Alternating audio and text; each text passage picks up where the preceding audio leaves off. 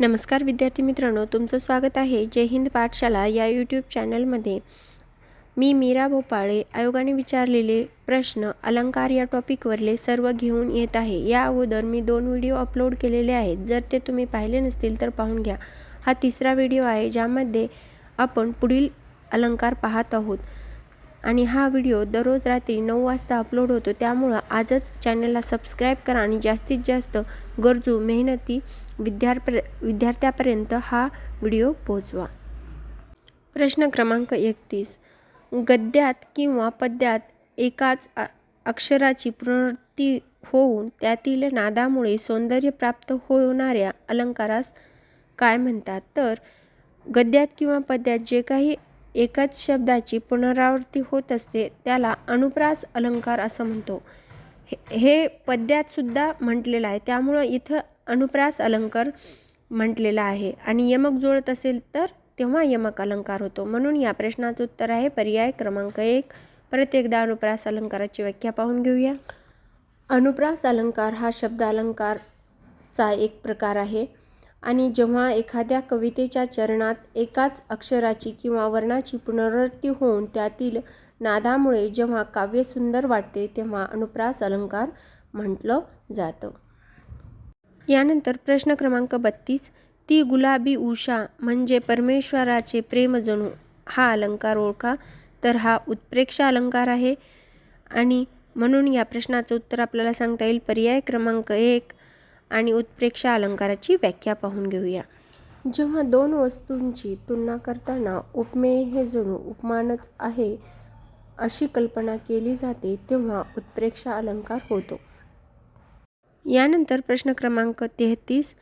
आता अन्वयम हा अलंकार कोठे किंवा केव्हा प्रगटतो? तर अन्वयम हा अलंकार उपमेयास उपमानाशिवाय दुसरे उपमानच नाही असे वर्णन असल्यास अन्वयन हा अलंकार प्राप्त होतो. तर म्हणजेच या प्रश्नाचं उत्तर आपल्याला सांगता येईल पर्याय क्रमांक 1. अधिक सोप्या भाषेत समजून घेण्यासाठी आपण एका तक्त्याचा उपयोग करूया ज्या थ्रू आपण अन्वयन अलंकार समजून घेऊया. तर अन्वयन अलंकार ज्याला उपमेय ज्याची तुलना करायची आहे जसं की ताजमहल वगैरे आणि उपमान ज्याच्याशी तुलना करायची आहे तो म्हणजे इथे उपमान आणि उपमेय असतो. आणि वैशिष्ट्य सांगायचं झालं तर यामध्ये तुलना करण्यासाठी दुसऱ्या वस्तू उपलब्ध नसतात तेव्हा आपण हे उदाहरण देऊ शकतो. आणि ही व्याख्या आयोगाची व्याख्या आहे त्यामुळं अन्वयन अलंकाराची ही व्याख्या वहीत लिहून अशीच्या अशी पाठ करा म्हणजे त्याचा उपयोग आणखीन चांगल्या पद्धतीने तुम्हाला होऊ शकतो. यानंतर प्रश्न क्रमांक 34.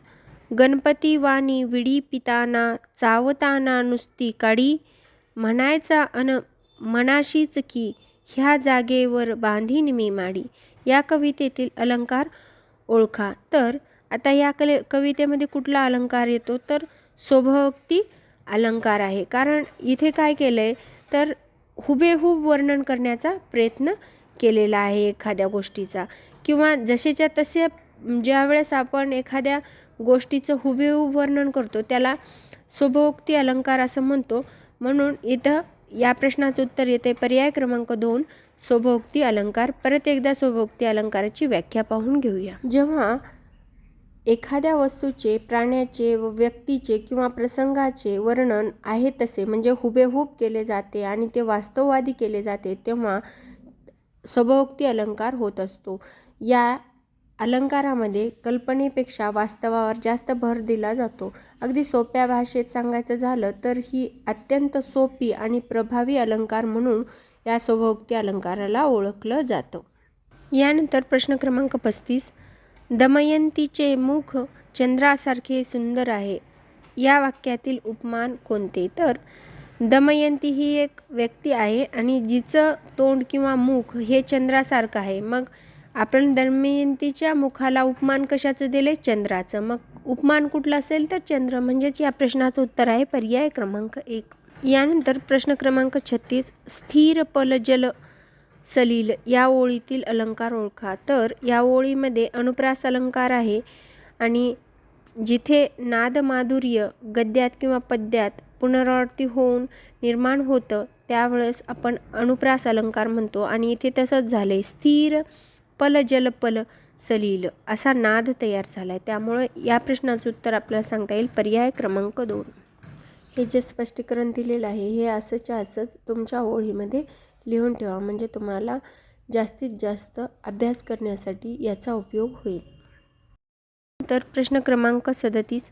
लहान मूल म्हणजे मातीचा गोळा, आकार द्यावा तशी मूर्ती घडते. या वाक्यातील अलंकार ओळखा. तर हा रूपक अलंकार आहे, म्हणजेच या प्रश्नाचं उत्तर आपल्याला देता येईल पर्याय क्रमांक 4. आणि रूपक अलंकाराची व्याख्या पाहून घेऊया आपण. जेव्हा वाक्यात उपमेय ज्याची तुलना करायची आहे तो घटक आणि उपमान ज्याच्याशी तुलना करायची आहे तो घटक याच्यात इतके साम्य असते की ती दोन्ही एकच आहेत असं आपल्याला वाटत असतं, तेव्हा तिथे काय होतं तर रूपक अलंकार होत असतो. म्हणजेच साध्या सोप्या भाषेत सांगायचं झालं तर सारखेपणा दाखवण्यासाठी जसं की गत सम असे शब्द वापरले जातात आणि थेट अभेद्य दर्शविला जातो, तेव्हा रूपक अलंकार होत असतो.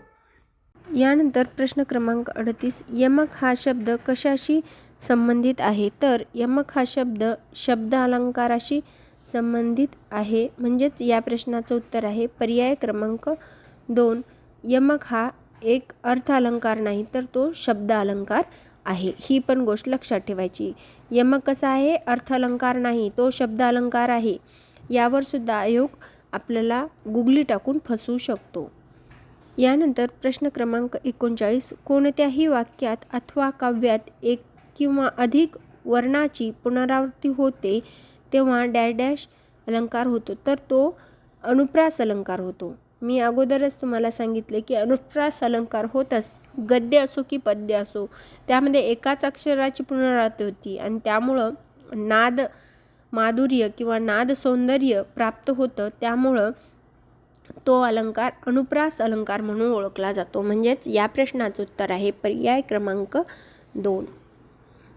यानंतर प्रश्न क्रमांक 39. कोणत्याही वाक्यात अथवा काव्यात एक किंवा अधिक वर्णाची पुनरावृत्ती होते तेव्हा डॅश डॅश अलंकार होतो. तर तो अनुप्रास अलंकार होतो. मी अगोदरच तुम्हाला सांगितले की अनुप्रास अलंकार होतच गद्य असो की पद्य असो, त्यामध्ये एकाच अक्षराची पुनरावृत्ती होती आणि त्यामुळं नाद माधुर्य किंवा नाद सौंदर्य प्राप्त होतं, त्यामुळं तो अलंकार अनुप्रास अलंकार म्हणून ओळखला जातो. म्हणजेच या प्रश्नाचं उत्तर आहे पर्याय क्रमांक 2. यानंतर प्रश्न क्रमांक 40. असा पक्षी लक्षी बहुविलग लक्ष्मी न उडता. तर यामधला अलंकार ओळखायचा आणि तो आहे श्लेष अलंकार. तर आपण आता परत एकदा श्लेष अलंकाराची व्याख्या पाहून घेऊया. जेव्हा वाक्यात एकच शब्द दोन अर्थाने वापरला जातो आणि त्यामुळे चमत्काराकृती निर्माण होते तेव्हा त्याला श्लेष अलंकार आपण म्हणत असतो.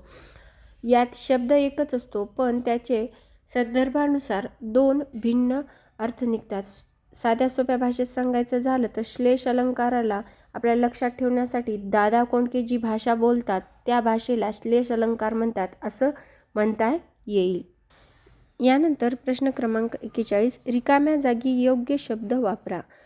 जेव्हा एखाद्या वस्तूचे वर्णन विशेष चमत्काररंजन करण्याकरिता लोकप्रसिद्धीचा अतिक्रम केलेला असतो तेव्हा त्यास किंवा त्या वर्णनास डॅश डॅश म्हणतात. तर असं जेव्हा होत असतं तेव्हा अतिशयोक्ती अलंकार होत असतो. कसा अलंकार होतो?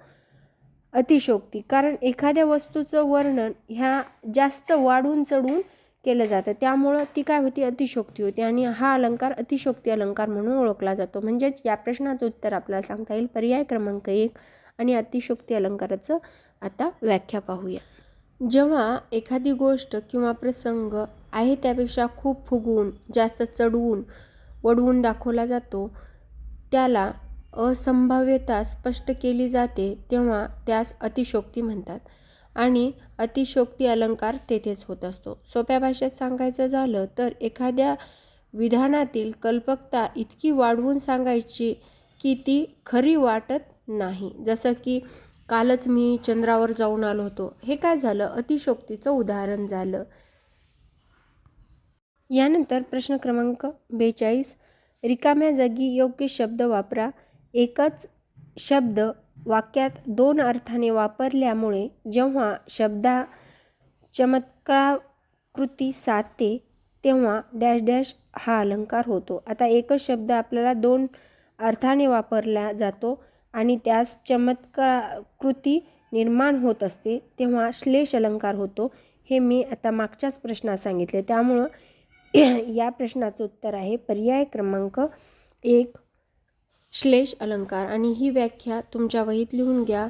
एकाच शब्द वाक्यात दोन अर्थाने वापरल्यामुळे जेव्हा शब्दाची चमत्काराकृती साधते तेव्हा श्लेष अलंकार होतो.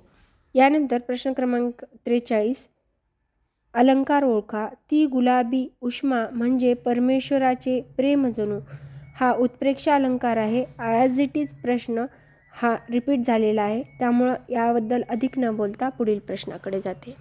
यानंतर प्रश्न क्रमांक 44, उपमेयासारखेच पण उपमेय, त्याला दुसऱ्या कशाचीच उपमा देता येत नाही असे वर्णन केल्याने डॅश डॅश अलंकार होतो. आता मागच्या प्रश्नामध्ये आपण पाहिलं होतं की उपमेयास उपमेयाशिवाय दुसऱ्या उपमानच नाही असं वर्णन केल्यास अन्वयन अलंकार होत असतो. म्हणजेच हेच वाक्य थोडंसं फिरून आयोगानं परत एकदा विचारलेलं आहे. त्यामुळं या प्रश्नाचं उत्तर आहे पर्याय क्रमांक 2, अन्वयन अलंकार होत असतो. पुढील काव्यशातील अलंकार ओळखा. हाय म्हण त माय निघे, जाय पळत पाय मृदुल तरी काय, रडुनी गळा पाडुनी पाळमजी, सतुचा स्वार्ध कर काय. आता या वाक्यामध्ये अनुप्रास अलंकार होतो.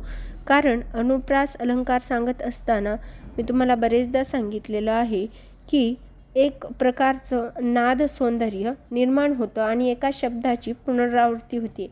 म्हण, पळत, जाय, मय, मृदू, तरी हे सर्व पुनरावृत्ती झालेले शब्द आहेत या काव्यपंक्तीत. त्यामुळं येथे अनुप्रास अलंकार होतो.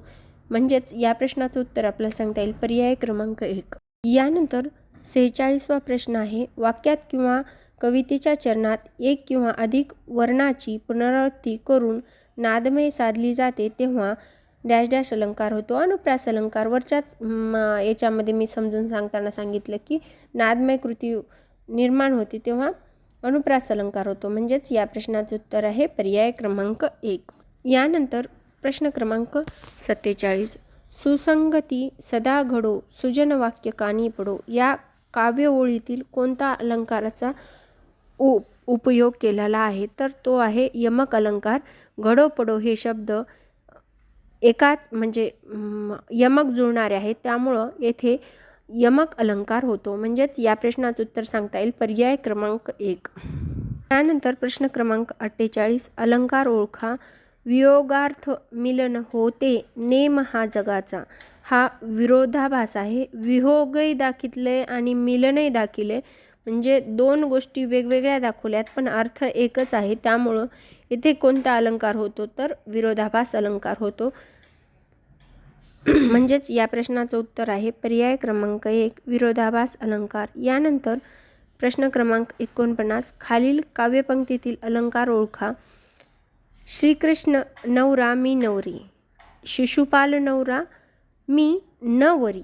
आता ह्या वाक्यामध्ये श्लेष अलंकार आपल्याला स्पष्ट दिसून येतो. एकच शब्द आहेत पण त्याचा लिहिण्याचा तरीका वेगवेगळा आहे त्यामुळे श्लेष अलंकार होतो. म्हणजेच या प्रश्नाचं उत्तर आहे पर्याय क्रमांक 1. यानंतर प्रश्न क्रमांक 50, पुढील काव्यपंक्तीतील अलंकार ओळखा. लहानपण देगा देवा मुंगी साखरेचा रवा, ऐरावत रत्न थोर त्याशी अंकुशाचा मार. यामध्ये आपल्याला उदाहरण दिलेलं आहे त्यामुळं या पंक्तींना आपण दृष्टांत अलंकार म्हणून सुद्धा ओळखू शकतो. उदाहरण देणं म्हणजेच दृष्टांत देणं असतं. दृष्टांताला उदाहरण असं आपण म्हणू शकतो सोप्या भाषेत. म्हणजेच या प्रश्नाचं उत्तर आहे पर्याय क्रमांक 2. आज आता आपण इथेच थांबूया. भेटूया पुढील व्हिडिओमध्ये. तोपर्यंत अभ्यास करत राहा, स्वतःवर विश्वास ठेवा. यश तुमचंच आहे. आणि हो, व्हिडिओ आवडल्यास लाईक करा, चॅनलला सबस्क्राईब करा आणि जास्तीत जास्त गरजू मित्रांपर्यंत हा व्हिडिओ शेअर करा.